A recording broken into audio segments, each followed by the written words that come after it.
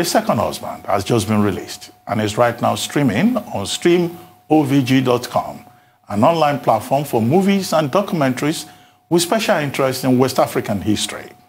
A Second Husband is a movie with a peculiar storyline and different, exciting subplots. Joining us now to discuss what this is all about is a pair of Kenim O, producer and director of the movie, who is here with us in the Lagos studio, and Jamal Ibrahim, who is in Dakar, Senegal, the love interest of the protagonist. Welcome to the program, Kenim and Jamal. Hello. Welcome to the morning show. Thank you for joining us. Kenim, good morning. Good to see you. Let's start with you. Good morning. How are you? I'm good. I'm fine. Morning. Well, A Second Husband. I mean, that's intriguing. What are we dealing with here? A love triangle, polyandry. Could you just take us through the plot of this short movie that will be premiered today? Yeah, so basically the story is about a woman that decides to be, an affluent woman that decides to be polyandrous. And so she brings in a second husband into her home. And, the tale unfolds. I guess you just have to wait and see. Well, anyway, polyandry, an affluent woman with two husbands. What's the motivation for writing that script? Is it that polyandry is common in Nigeria? I don't think it is, but what's the motivation? What statement are you trying to make? Well, you see, polygamy is very it happens a lot in Nigeria. And so I kind of wanted to flip the coin, to put men in the shoes that many women are forced into in this country. Just to, send a message to society to see, what would it be like if you were put in that same situation? Do unto others as you would expect to be done unto you. So that's pretty much the motivation. All right, Kenim, stay with us. Let me go to Jamal. Jamal, this is a very unusual love story. Okay, I told we don't have Jamal yet. But Kenim, let's talk about the cast here. Jamal, one of them, we're yet to connect with him. But at the moment, tell us, what was it like bringing this cast together? And what were their reaction to this unusual love story you wanted to tell?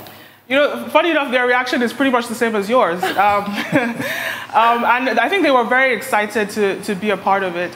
We have Osas as the lead. We have Udoka as the lead male, and Jamal as the second husband.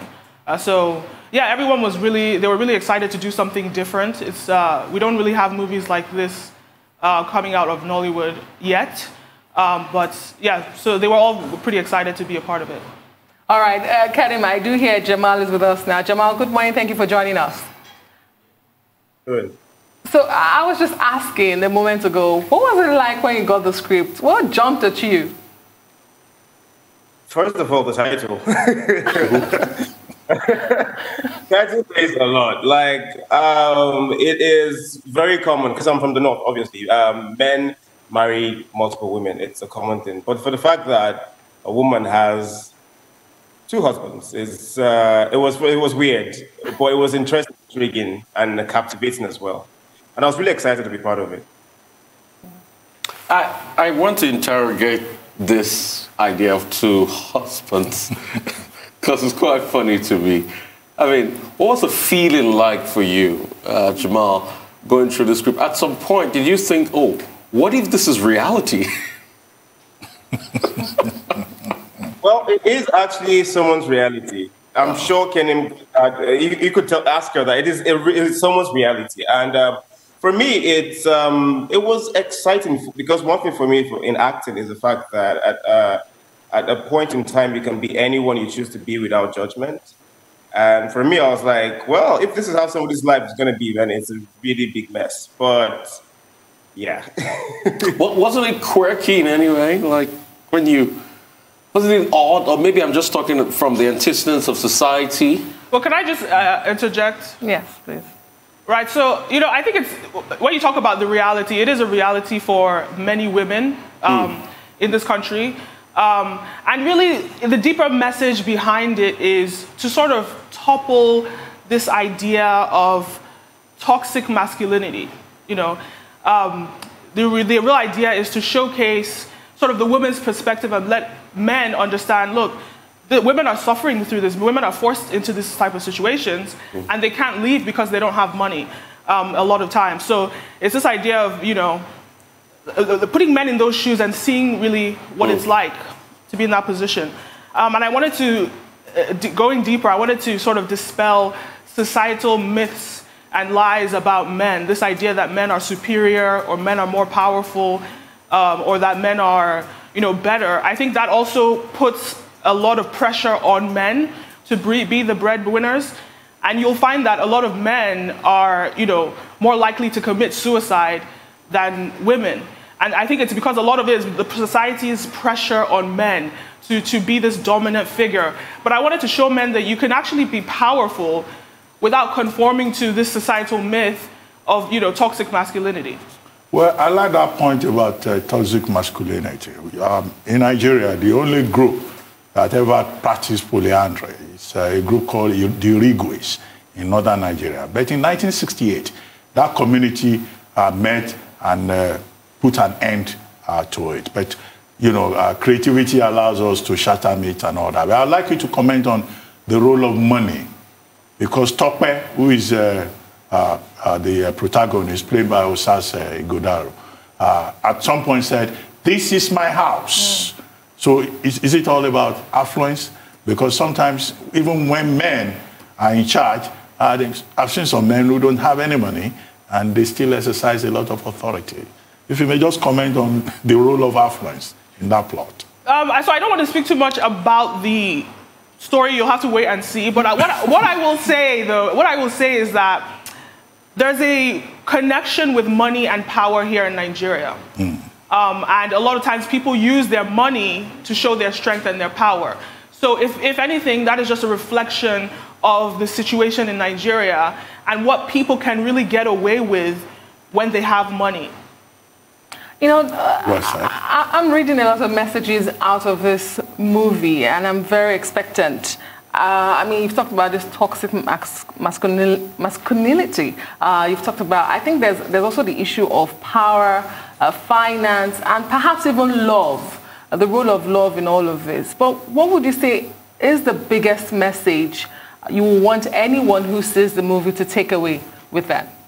I think the biggest message is do unto others as you would want to be done to you. Very All right, two things. I remember, Kevin, when you started the OVG Stream Network, you sort of debuted it here.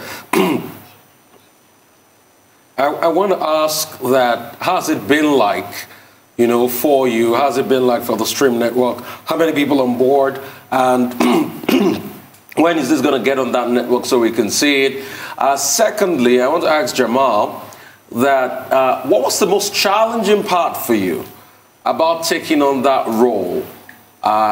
Especially, and this doesn't sound offensive in any way, that you are from the northern part of the country, that is sort of an antithesis to this culture you're trying to portray. So just two questions. Kemen, you can start first, and afterwards Jamal pick it up from there. Yeah, so it's out today on Stream OVG. And, you know, I think the platform has been doing very well. People are excited about the type of content that we release. It's very different. About 2 weeks ago, we released a documentary called Fraud Inc., which details, you know, the fraud landscape in Nigeria. We have multiple other documentaries on the site, so definitely go check it out at www.streamovg.com. All right. So, Jamal? First, I'm just going to say I'm very particular about the projects I pick. And when Kenim gave me the script, I was excited to do it. And I did not find anything hard or difficult for me, because the truth is bitter. That's the honest truth. And if you want to tell real stories, then you have to forget what the norm is. And yes, I'm from the north, but we need to tell the original stories, and we need to tell reality of what actually happens. The women actually, how do women feel when men bring in other wives? This is the same thing. Like Kenim said, do unto others as you want done. So for me, it wasn't really difficult. I didn't find any difficult part of it, because I'm telling something that I believe would cause change, and that's it for me. Well, what was the experience like? I mean, working on this movie with Udoka, Unyeka, and Usasi Godaro. It was Jamal, very yes. seamless. It was very seamless. It was amazing. You can only be as good as your other actor.